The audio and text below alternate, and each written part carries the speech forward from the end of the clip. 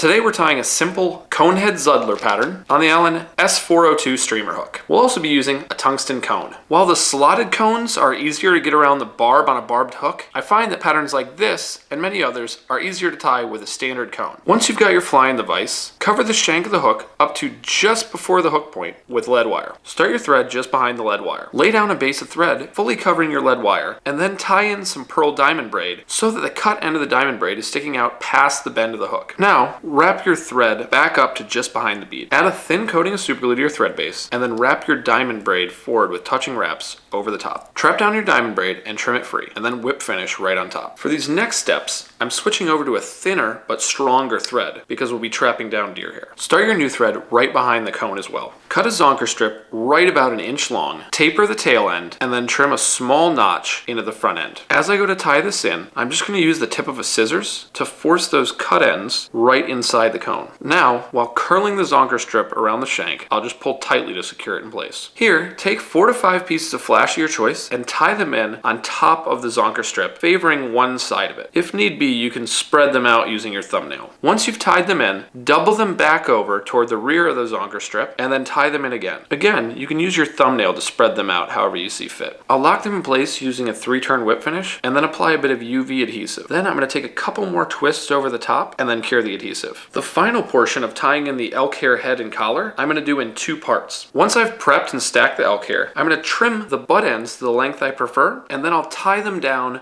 on the bottom first. I'll take 3 loose wraps over the butt ends of the elk hair, and once I have them where I prefer, I'll pull tightly to lock them into place. Now I can turn the fly over and then tie in the top side. Had I used a standard cone rather than this slotted cone, I wouldn't have quite as much flare here where that elk hair fills in the bottom side. For this last step, use slightly more elk hair than you used on the bottom, as you're going to distribute it across 2/3 of the fly. Once you take your loose wraps over the top of the hairs, you can distribute them a bit around the fly to make sure they spin evenly. Then, lock them down tightly. Here, pull back the elk hair fibers and whip finish behind the butt ends. Trim your thread free and trim the butt ends even with the top of the cone if you'd prefer. You can go back in with either UV adhesive or superglue and finish off the head to add a bit more durability. To complete the fly, simply go in and spread out the fibers of your tail. And there you have the finished Zuddler. This is a very simple fly to tie and a great variation of the classic Muddler Minnow.